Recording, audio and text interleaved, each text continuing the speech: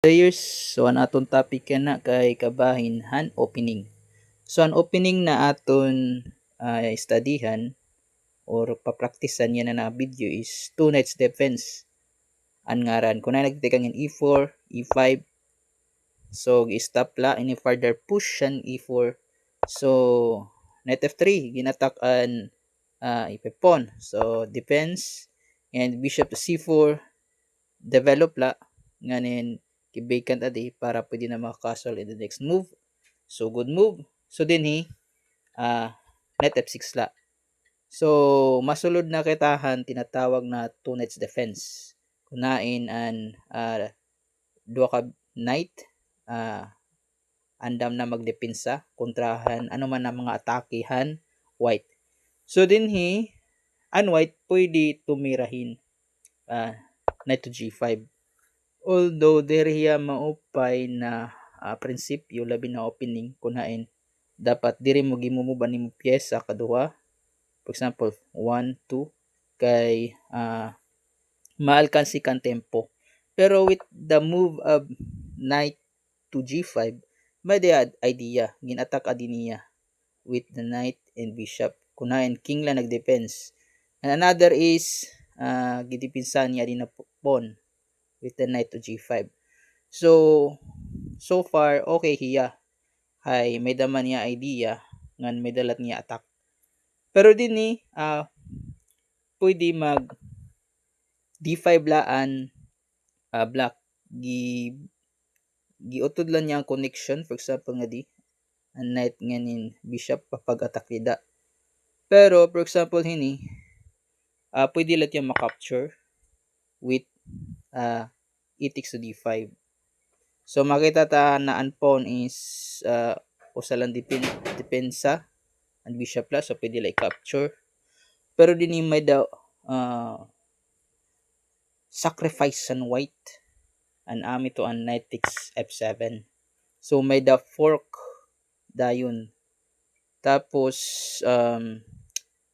may pressure, for example dinhi kay na open na ini dinhi na diagonal, for example didiliwat. Although wala ya dipinsa kunain pwede ya kaunon. So makita nato na hini na posisyon lamang han material an black kuhain 3 minor pieces na laya kontra 4.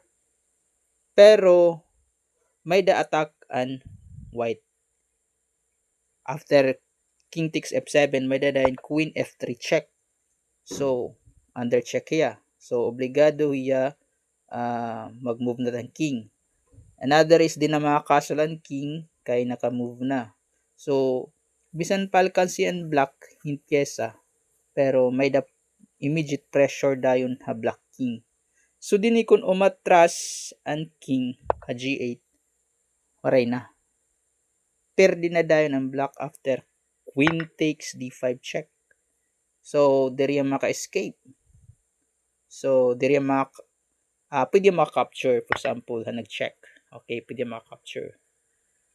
Okay, another check na lawat. So diri maka-escape and check. Diri maka-capture. Waray may maka-capture nga didi na pyesa ha d5. So cover na lang nabilin. So after cover another takes na pud. Bishop takes e6 check. So di niya maka-escape, di na maka-cover, waray na capture. So ang resulta is checkmate dayon and black. Sulod lang 10 moves.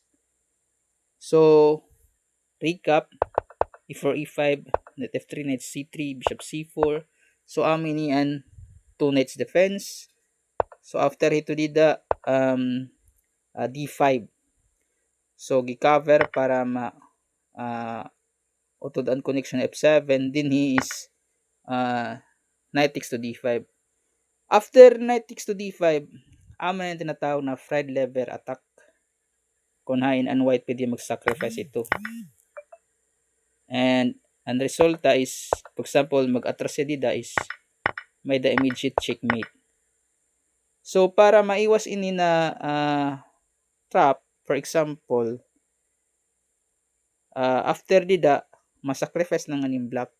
Matiralan to e5, for example, after check, sugad letiya. Although, alkansi nga ni an black hin pawn, pero may dahiya mga activity, may dahiya open lines para niya bishop. For example, may pressure bishop. Tas for example, pwede lat mag move in h6, iatras an knight, tas develop. So, may da play ngan hian black kabalyo lahin usa ka pawn. So, sacrifice in pawn. So, dinhi, after hito, kung mag-take siya, so, obligado gud kita unblock kini na mga tuhan pride lever attack. And for example, kung umatras, mati na hiya. So, lahin para ka moves. So, mula to kalubian chess players. So, double time pag-practice kay August 9 na, pero nala ka days, 15 days nala. So, chess tournament na. Good luck.